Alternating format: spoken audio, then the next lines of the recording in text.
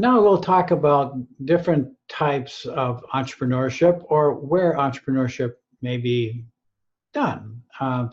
What we're talking about in this class, we're primarily focusing on a new venture, putting together a potential touring company through Eastern Europe. That's one possibility, but new ventures are not the only place where entrepreneurship can be happen. For example, you can be an entrepreneurial within an existing company. I'll give you an example. In 1991, I was a loan officer for Ag Capital Company. This is a division of R.D. Offutt Company. And R.D. Offutt Company had 13 John Deere dealerships. And part of Ag Capital Company was what we called our retail division, where we either granted loans or leases for the purchase of farmers purchasing those John Deere dealers, ship tractors or combines or whatever big pieces of machinery. When I got there, the retail division was not operating very efficiently.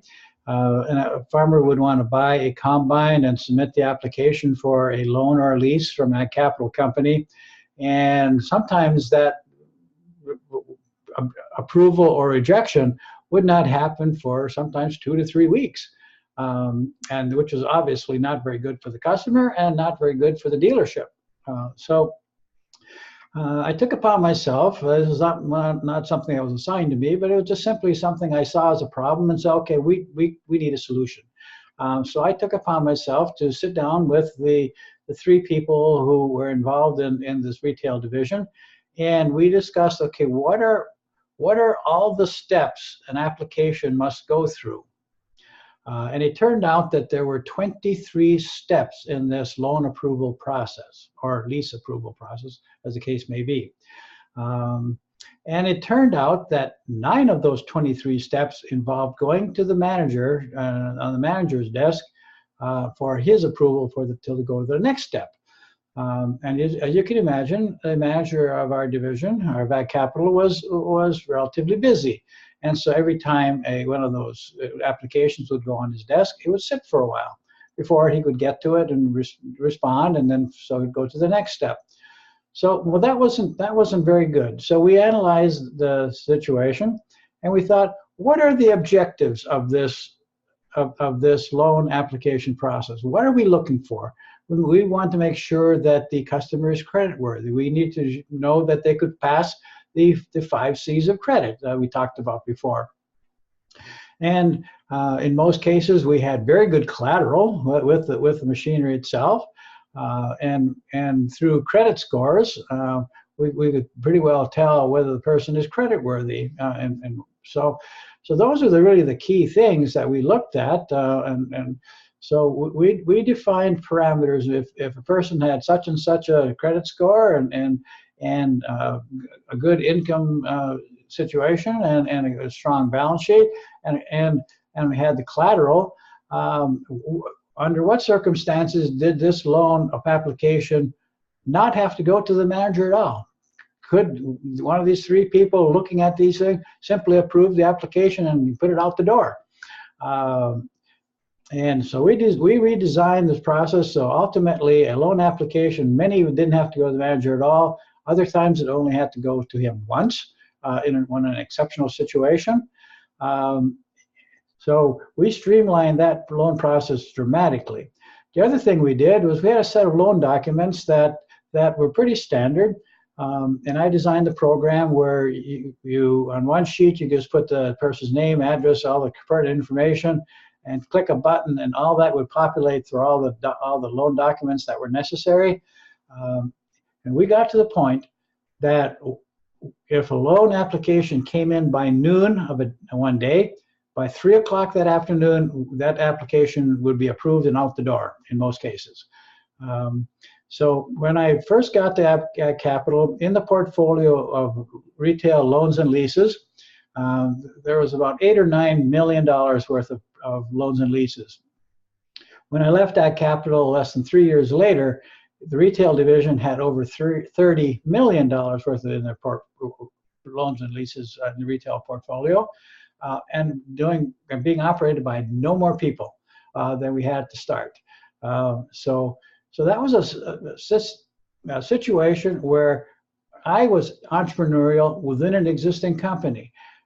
So oftentimes when you're working in a company, if you see a problem, whatever, you tackle that as a project, you can improve operations and prove yourself to be really quite a valuable employee, just being entrepreneurial. Sometimes it's an area that's assigned to you. Sometimes it's simply an area that you notice is a problem. You take the initiative, propose to take charge of that as a project, and you can advance in a company quite rapidly sometimes.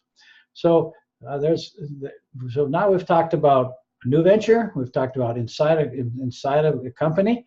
The big idea inside of a company is to approach many things as a project. If you see a problem, identify it as a project, which a project, you obviously have to go through the whole process of identifying the problem, identifying the solution, the alternatives, analyzing pros and cons, making a recommendation, choosing an alternative, and once that alternative is approved, then you go to implementing the solution, and then make sure you evaluate and get feedback on how that worked, and maybe you have to repeat the process.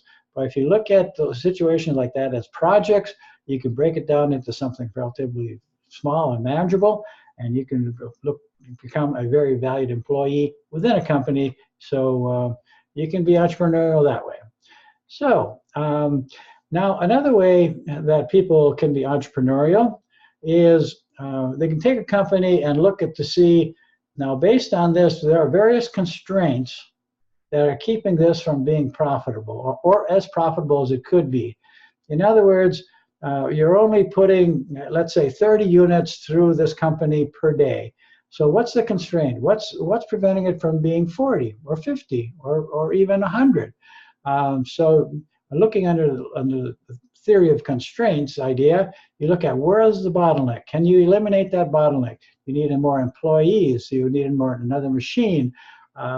Is it simply a better information flow? Is it a computer program? Can you eliminate that bottleneck so you increase the volume going through that existing fixed capital, those fixed assets? Can you decrease the average fixed cost per unit, which drives down your average fixed cost total, and which means more profit? So you can look at situations simply by how can you increase the economies of scale within a company.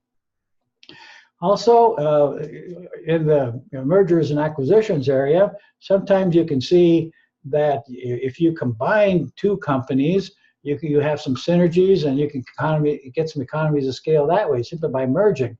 So you can be entrepreneurial in the mergers and acquisitions area as well. On the other hand, there are some companies that look to see what's their core competency, where they're really making money, and are they spinning their wheels in some other areas of the company that just aren't generating any money? Should those things be just cut off? Should they be terminated or sold off to another company? So one of the things about things also we've always got to be looking at is can you be entrepreneurial just by yourself, or do you need other existing expertise? Leverage your abilities by using other people's expertise. You don't need to know everything about something. If you can tap other people's expertise, there's amazing things that you can do. Just tap into that expertise. Sometimes it's free, sometimes you have to pay for it. But if you can use other people's expertise on a low-cost basis, you can make something far more profitable. So be looking for those ideas in your business life or in your real life, just outside of business, because you can be entrepreneurial in many, many settings. It doesn't have to be just a new company. So one of the things that is oftentimes looked at is if you can see an opportunity to improve an operations of a company that you don't own yet. Some people go and buy, let's just say, a restaurant, just an example. They can see that this restaurant really has some potential, but there's a problem with it. And that you can see if I own that and manage that restaurant, I would do these things differently, and I could improve the profitability of this company. Let's say that you bought a company for $200,000, and you were able to improve the profitability by just $5,000 per month. $5,000 per month. Profitability over years is $60,000. Usually income is capitalized to figure out what the value of a company is. And usually on a company like a restaurant or something, the multiplier might be 3 or 5. Let's just use a number of 3. So $60,000 increase in profit times 3 is $180,000. That company is now worth, instead of $200,000, it's now worth $380,000. So you can be entrepreneurial sometimes just by buying, increasing the profitability, and reselling. So many different opportunities for entrepreneurship. So use your imagination, because these are some real good opportunities that might be possible for you. So that's it for now.